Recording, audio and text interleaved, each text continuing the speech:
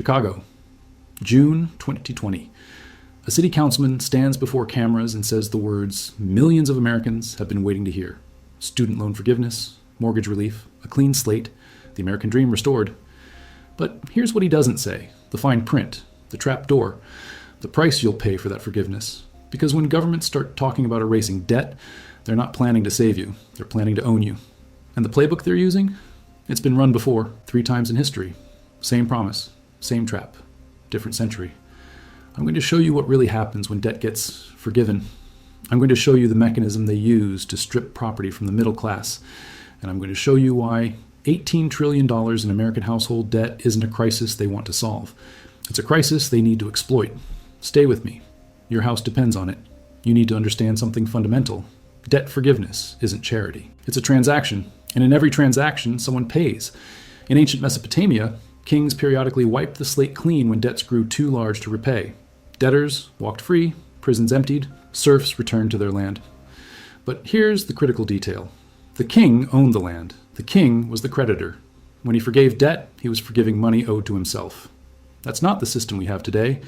Today, your mortgage isn't held by some benevolent king. It's held by Bank of America, Wells Fargo, pension funds, institutional investors, private entities that will go bankrupt if their contractual rights to repayment simply vanish. So when modern governments talk about debt forgiveness, they're not talking about kings erasing their own loans. They're talking about something far more complex, far more dangerous. They're talking about a transfer of wealth, of property, of control. Now let me give you 3 examples. 3 times in history when governments promised relief and delivered slavery instead. First, France, 1790s. The French Revolution had just detonated the old order. The new government inherited catastrophic debt. The treasury was empty. The people were starving. And the revolutionaries had a brilliant idea.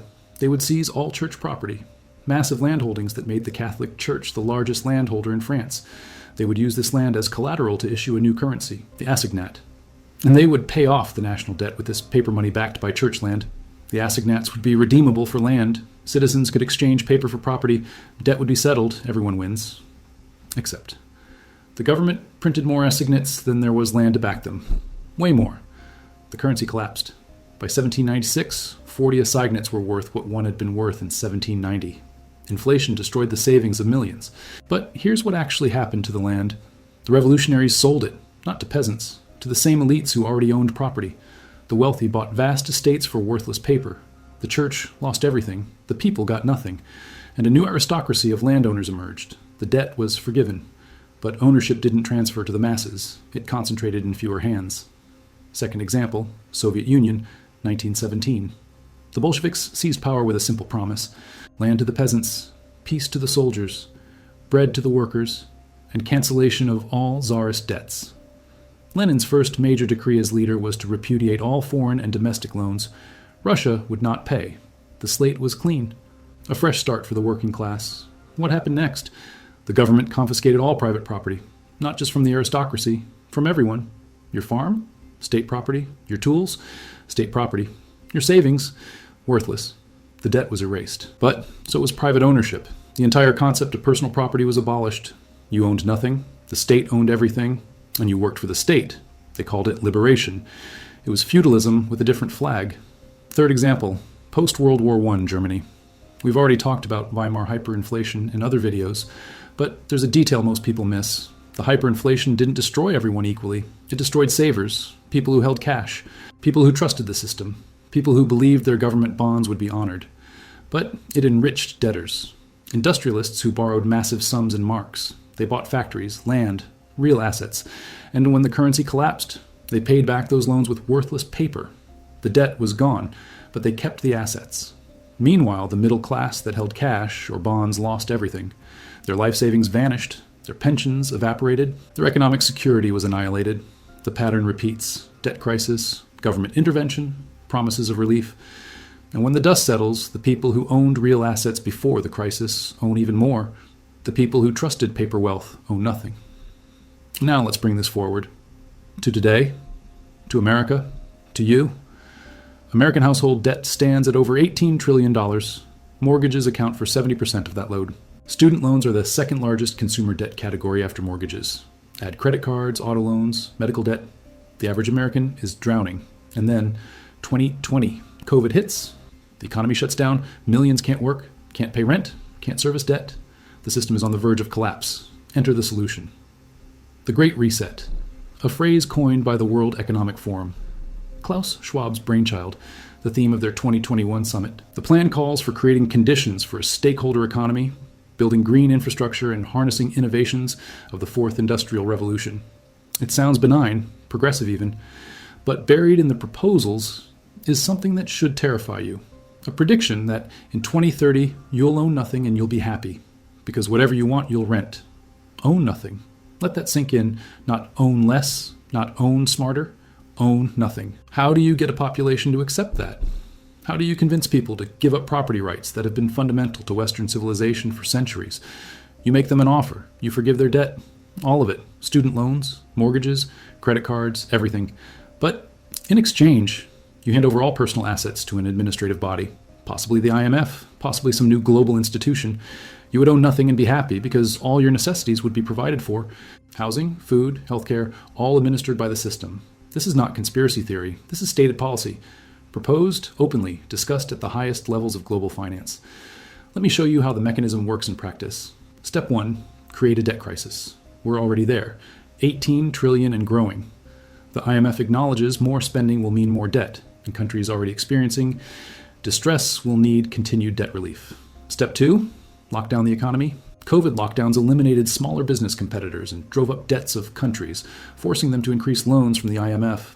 The IMF is notorious for harsh loan conditions, austerity, resource surrender, policy control.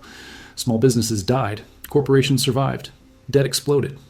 The Great Lockdown, as the IMF called it, cleared the board, made space for the reset. Step 3, offer relief, but attach conditions. Forgiveness in exchange for control. Your mortgage disappears, but your house now belongs to a managed trust. You live there, pay rent to the administrator, but ownership? Gone. Your student debt vanishes, but your credentials now feed into a social credit system that determines access to opportunities. Want that job? Better have the right score. Want to travel? Better comply with the program. Step 4, convert property ownership into subscription access. You don't own your home. You subscribe to housing. You don't own your car. You subscribe to transportation. Everything becomes a service. Everything's controlled. And here's the genius. You can't rebel. You can't build wealth outside the system because you own nothing. No assets to leverage, no equity to borrow against, no property to pass to your children. Complete dependency. This is not freedom from debt. This is serfdom with Wi-Fi. Now I know what you're thinking. That sounds extreme. That sounds paranoid. No way they could pull that off in America. Let me ask you something. 10 years ago, would you have believed the government could shut down the entire economy for a virus, force businesses to close, mandate medical procedures, track your movements through your phone? Yet here we are. Emergency powers, once unthinkable, became normalized in months. The infrastructure for this reset already exists. Digital currencies being rolled out by central banks. The Great Reset proposes guiding decision makers toward a more resilient, sustainable world. That sounds nice, until you realize sustainable means rationed, and resilient means controlled. Your bank account could be programmable, spend on approved things, save within allowed limits. Step out of line, your funds freeze. Try to buy something the system doesn't like, transaction denied. This isn't science fiction. China already operates a social credit system. Canada froze bank accounts of trucker protesters. The mechanism exists. The precedent is set. Debt forgiveness becomes the Trojan horse, the compassionate entry point for total financial surveillance and control. Here's what happens if this plays out. 2 classes emerge, the asset owners and the subscribers. The asset owners are the people who saw this coming, who converted paper wealth into real assets before the reset, who own farmland. Businesses, intellectual property, resources.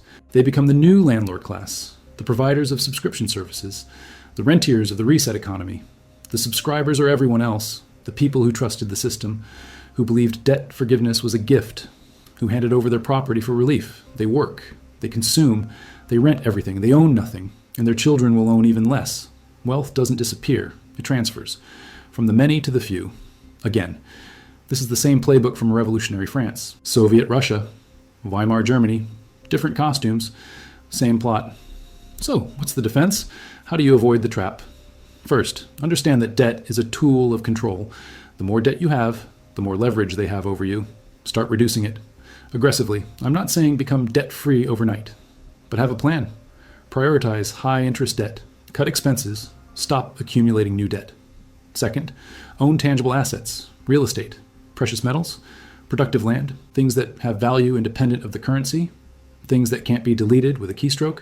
If you own assets, you have options. If you own only paper, you're vulnerable. Third, develop skills that create value, income diversity, multiple revenue streams, the ability to produce something people need. When your only income is a job you can't control, you're one policy change away from poverty. Fourth, stay informed. This reset doesn't happen overnight. It happens through a series of small steps, each one sold as reasonable, as necessary, as temporary. Track the pattern, recognize the trend, don't get boiled slowly. Fifth, build community, networks of people who understand what's happening, who won't comply blindly, who support each other when the system pressures conformity. Isolation makes you weak, connection makes you resilient. Let me tell you about someone who gets this. Her name is Sarah. She's a nurse in Seattle. In 2019, she had $60,000 in student debt, a mortgage, car payment, credit cards, standard American debt load. When COVID hit, she saw something. She watched the government response, the spending, the money printing, the lockdown policies that destroyed small businesses while Amazon and Walmart thrived.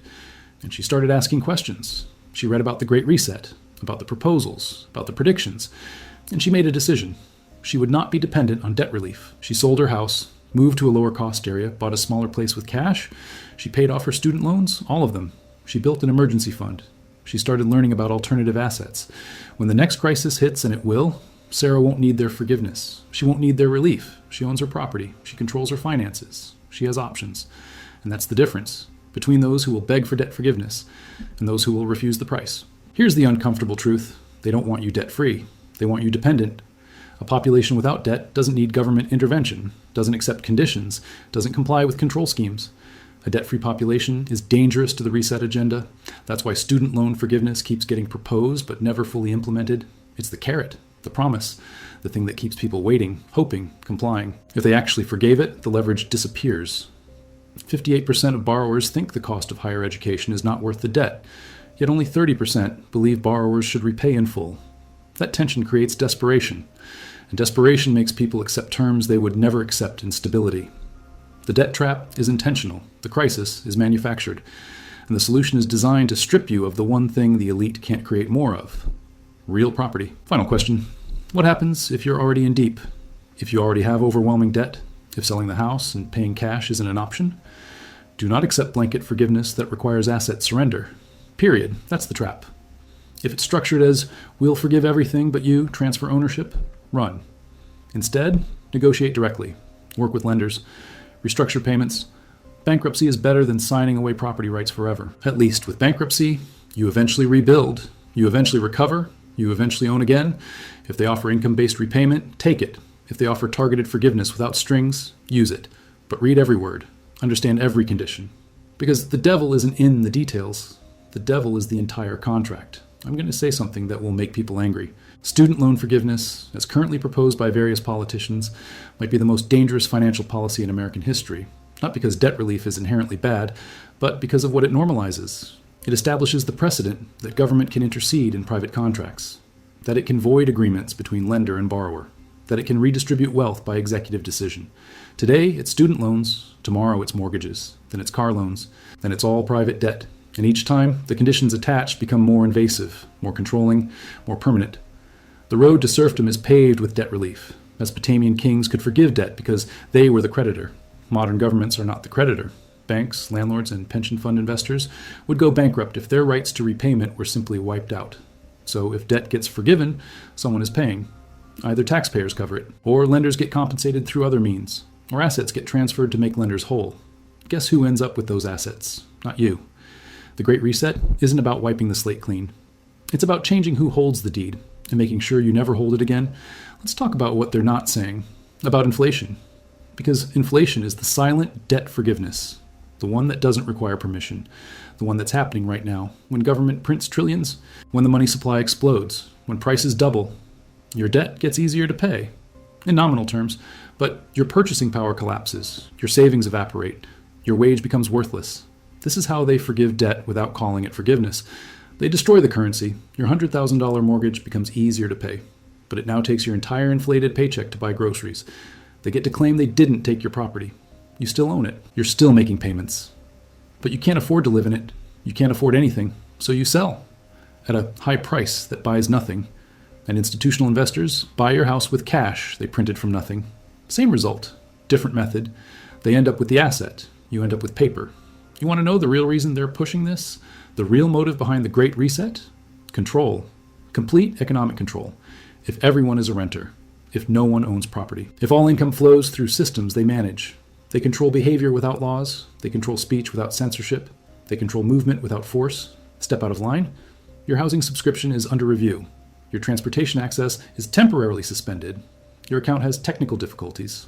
No trial, no appeal, no rights, because you don't own anything they have to take. They just deny access to what you're renting. This is why property rights matter. Why ownership matters. Why the founders considered property ownership essential to liberty. A man who owns his home can speak freely. A man who rents from the state cannot. I'm going to give you the most important piece of advice in this entire video. Ready? Do not let them make you desperate enough to accept their solution. That's the whole game. Create crisis. Watch people panic. Offer relief. Demand everything in return. Desperation makes bad deals seem good. If you're not desperate, you won't take the deal. So they need you desperate. They need you scared. They need you hopeless. So they can appear as saviors when they're actually executioners. Your defense is resilience, financial resilience, emotional resilience, spiritual resilience, the ability to look at their offer and say, no, thank you. I'll figure it out another way. Here's what I want you to do after this video. 3 things. 1, calculate your actual financial position. Not what you wish it was, what it is, your debt, your assets, your monthly burn rate, your vulnerability. You can't plan if you don't know where you stand. 2, make one concrete move toward financial independence this week. Pay extra on one debt. Sell something you don't need. Start a side income. Learn a new skill. One action. This week. Movement creates momentum. 3, have the conversation with your spouse, your family, your trusted friends about what you'll accept and what you won't, about your red lines, about how far you'll go to protect ownership and independence. Because when the pressure comes, you need to know your answer in advance. They're going to offer you debt forgiveness. In the next crisis, it might be student loans, it might be mortgages, it might be everything. And it's going to sound so good, so compassionate, so progressive. Just remember, the last time governments offered to free people from debt, those people ended up owning nothing, working for the state, living by permission. The price of forgiveness is freedom, and that's a price your children can never afford to pay. Don't fall for it. Don't trade your birthright for debt relief. Don't hand over your property because you're tired of payments. Because once it's gone, you're never getting it back. The Great Reset isn't about saving you, it's about owning you. And the only way to stay free is to own something they can't take. Your house, your land, your skills, your mind. Subscribe to this channel, turn on notifications, and join the community of people who refuse to own nothing. Because we're going to need each other when this thing unfolds. Next video drops in 3 days. We're going to talk about how central bank digital currencies fit into this plan, how programmable money turns your bank account into a permission system, how this gets implemented without anyone voting on it. You don't want to miss it. See you then. And remember, the debt will be forgiven, but the cost will be everything.